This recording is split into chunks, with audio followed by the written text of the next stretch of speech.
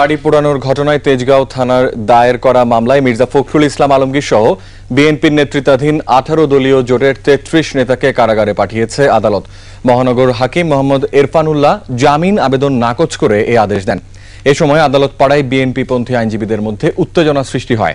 পরে পুলিশের লাঠিচার্জে আইনজীবী সহ বেশ কয়েকজন সাংবাদিকও আহত হয়। হাকিম মোড়লকে সঙ্গে নিয়ে রিপোর্ট করছেন জিয়া খান।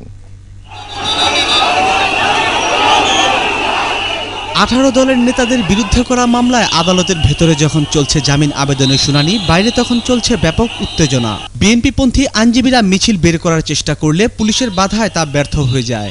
এক পর্যায়ে আদালতের ভেতরের উত্তেজনা ছড়িয়ে পড়ে সাংবাদিক আর পুলিশের মাঝে। পুলিশের লাঠিচার্জে আহত হয় বেশ কয়েকজন সাংবাদিকও। এর আগে বুধবার দুপুর 12টার আগে হরতালে গাড়ি পোড়ানোর মামলায় জামিন আবেদন করে আত্মসমর্পণ করতে আদালতে হাজির হন বিএনপি সহ 18 দলীয় জোটের নেতারা।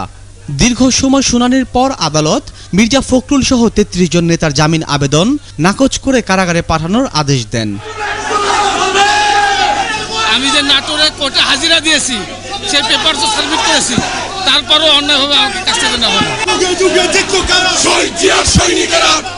রাষ্ট্রপক্ষের আইনজীবী বলেন, অজামিনযোগ্য এই মামলায় আইনের চোখে তারা সবাই অপরাধী।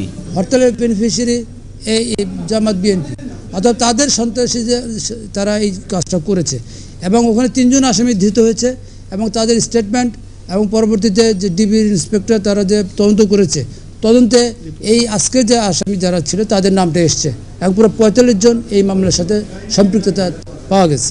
তবে আসামি পক্ষের আইনজীবী জানান, বিরোধী দলকে দমনের জন্য উদ্দেশ্যমূলকভাবে এই মামলা করা হয়েছে। আমরা খুব আতঙ্কিত এবং এই দেশের ভবিষ্যৎ কি হতে যাচ্ছে জানি না। তবে এটুকু বুঝতে পারছি যে সরকারের এই দমন নীতি, পীড়ন নীতি এবং বিরোধী দলকে নিষ্পেষণের নীতি যদি অব্যাহত থাকে, তাহলে দেশ একটি ভয়ঙ্কর সংঘর্ষের দিকে এগিয়ে যাবে। আদালত পাড়া থেকে নেতাদের এক এক করে তোলা হয় প্রিজন ভ্যানে। এ সময় আইনজীবীরা প্রিজন ভ্যানের সামনে শুয়ে পড়েন। পরে পুলিশ এসে তাদের তুলতে গেলে আবারও শুরু হয় ধস্তাধস্তি। দুটি ভ্যানে করে 33 জন নেতাকে নিয়ে যাওয়া হয় ঢাকা কেন্দ্রীয় কারাগারে। জিয়া খান, একুশে টেলিভিশন, ঢাকা। রাজধানীর কারওয়ান বাজার এলাকার স্টার কাবাবের সামনের সড়কে বেলা 3টার দিকে বিহঙ্গ নামের একটি বাসে আগুন দেওয়া হয়। বাস চালকের দাবি, ছাত্র পরিচয়ে ওঠা 2 জন বাসে আগুন লাগিয়েছে। পুলিশ সন্দেহভাজন ওই 2 ছাত্রকে আটক করেছে, তবে দুজনই এই ঘটনায় জড়িত থাকার কথা অস্বীকার করেছে। অপরদিকে রাজারবাগ পুলিশ লাইনের পুলিশ টেলিকমের বিপরীত পাশে দুপুর 2:45টায় শ্যামলী পরিবহনের একটি গাড়িতেও আগুন দেওয়া হয়। এদিকে 18 দলীয় জোটের নেতাদের জামিন মঞ্জুর এবং গ্রেফতারকৃত নেতাকর্মীদের মুক্তির দাবিতে বৃহস্পতিবার সারা দেশে সকাল সন্ধ্যা হরতাল দিয়েছে বিএনপি। বিকেলে পল্টনে দলীয় কার্যালয়ে সংবাদ সম্মেলনে এই ঘোষণা দেন দলের স্থায়ী কমিটির সদস্য নজরুল ইসলাম খান। জসিম জুয়েলের রিপোর্ট। প্রধানমন্ত্রীর কার্যালয়ে গাড়ি পোড়ানোর মামলায় 18 দলের নেতাদের জামিন না মঞ্জুর করে কারাগারে পাঠানোর নির্দেশ দেওয়ার পরপরই দলীয় কার্যালয়ে সংবাদ সম্মেলন করা হয়। এতে ঘটনার প্রতিবাদে ও নেতৃবৃন্দের মুক্তির দাবিতে হরতাল কর্মসূচি ঘোষণা করে বিএনপি।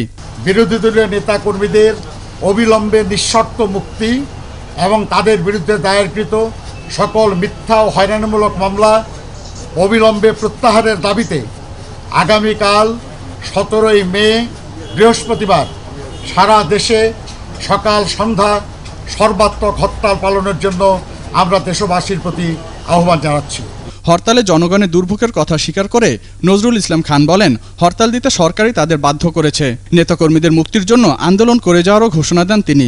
কিন্তু সরকারের অগণতান্ত্রিক আইনের শাসন লঙ্ঘনের এবং স্বৈরাচারী আচরণের প্রতিবাদে আমাদেরকে আজ হরতালের এই কর্মসূচি ঘোষণা করতে হলো। আমরা আশা করব দেশবাসী এই কর্মসূচি পালনে আমাদের সর্বাত্মক সহযোগিতা দেবেন। নজরুল ইসলাম বলেন, সরকার নিপীড়ন নির্যাতন যত বাড়াবে বিরোধী দলের আন্দোলন তত তীব্র হবে। জসিম জুয়েল, একুশে টেলিভিশন।